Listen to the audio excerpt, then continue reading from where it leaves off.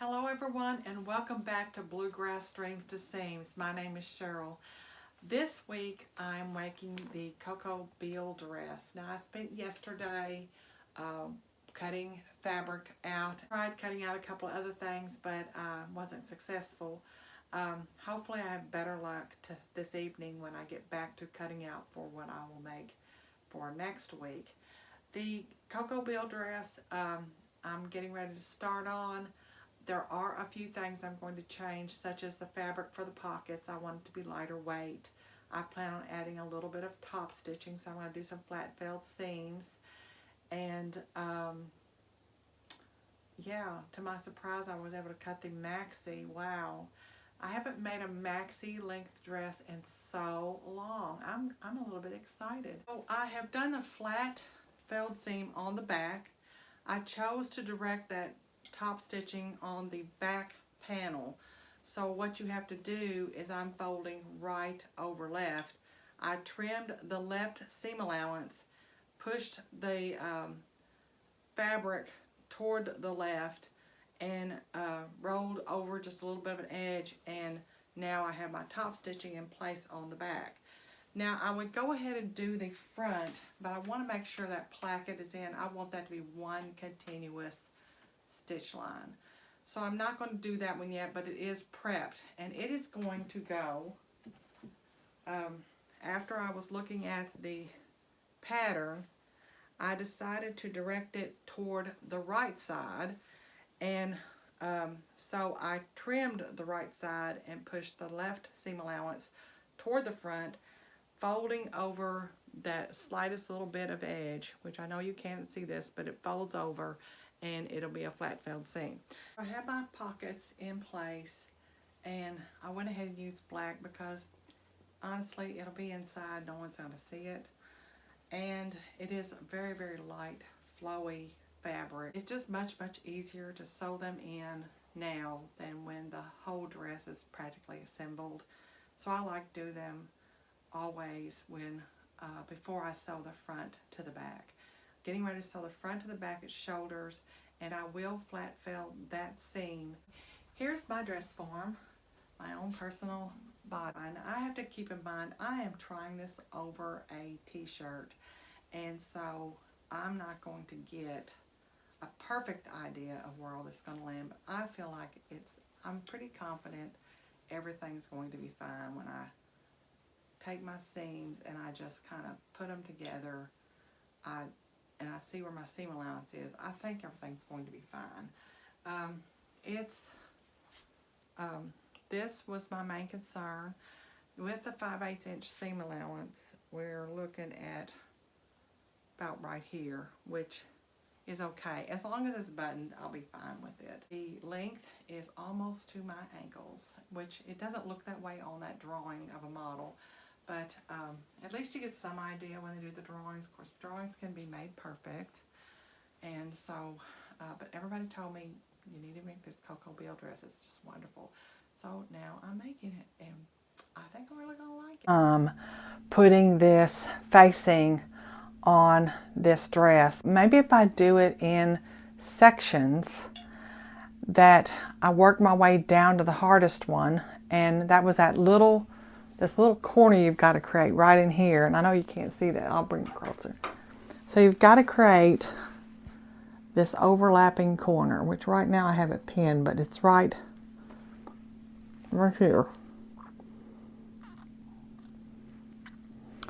And I wanted that to be as flat and as near perfect as possible. I actually had to rip out the little part you sew right here, this little edge. I had to rip it out and do it a second time to get to the dot, because on one side I could see the dot and the other side I couldn't, so I had to kind of feel around and look to get it correct. But I am pleased with everything. So the part I did first is I did from this point all the way around first. Then I did from here down and stopped, and then I did this little part here to turn it, and then you got to do trimming, and I took my time trimming it, clipping, and all like that.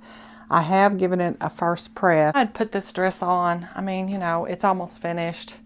And, well, I couldn't be more pleased. I mean, the neckline right here, no problems there. The facing will stay down.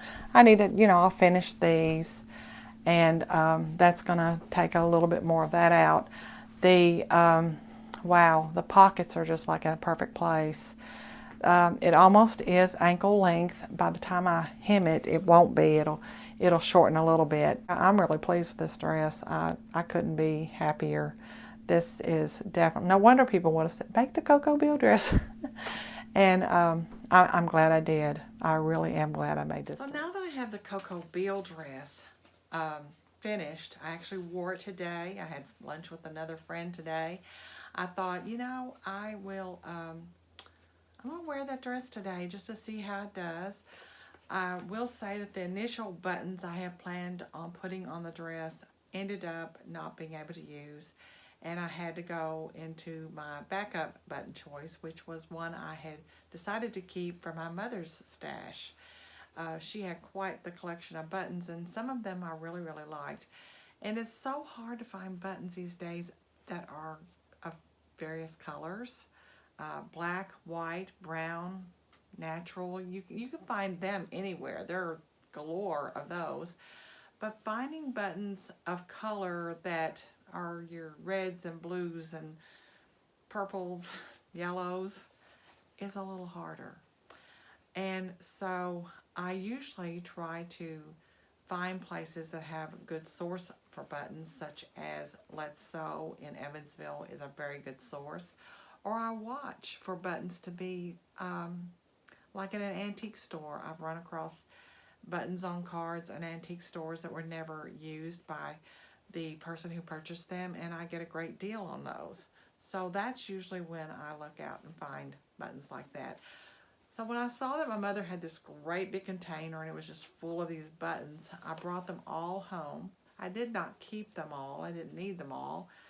But I kept anything that I felt like was a possible candidate to be used by me. So anything blue, green, even orange, yellow, purple.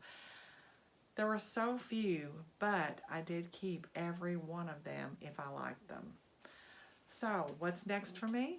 I'm not going to make that pink lawn shirt. I wanted to make it. I really, really did. But when I started laying it out and I got to looking at some of the detail, plus I made a muslin. You always should make a muslin if you have any questions. Really should. I realized that I was going to have to make a pattern adjustment that I'm not familiar with making, and I did not want to cut into my expensive fabric because we all know how expensive Liberty Lawn is. I said, let's just step back and maybe we'll make this next spring. So I'm not making that one right now. What I am making instead, I wanted to make a muslin of this shirt right here, this top. And so that's exactly what I'm doing. I'm going to do that for next week, and it's going to be made out of a Hobby Lobby fabric. It's a seersucker. I'm hoping that it works out okay. It doesn't say seersucker on the back of this pattern, but it does say lightweight cotton fabrics, which I feel like this would fit that category. Rayon and crepe, which they are flowy. I could definitely see that being made in rayon or crepe. And I do have some fabric in my stash that if I do like this, maybe I'll make that for next year. So this is just a trial. This is just for me to see what I think of this pattern. I don't always have good luck with Berta pattern. Sometimes the sizing can be just a tad bit off for me. That's it for me this week. I hope you enjoyed this video, and please give me a thumbs up and a like and subscribe. My subscriptions are growing. Thank you. Thank you so much. And thank you again to all those who do watch me week to week and make comments. I love talking to you. And if you have any questions, please feel free. Let me know. Have you ever made that Koko Beall dress? I'd like to know. And what did you choose to make it out of? Did you change anything about it? Know how things are going for you in your sewing world. And I'll see you next week.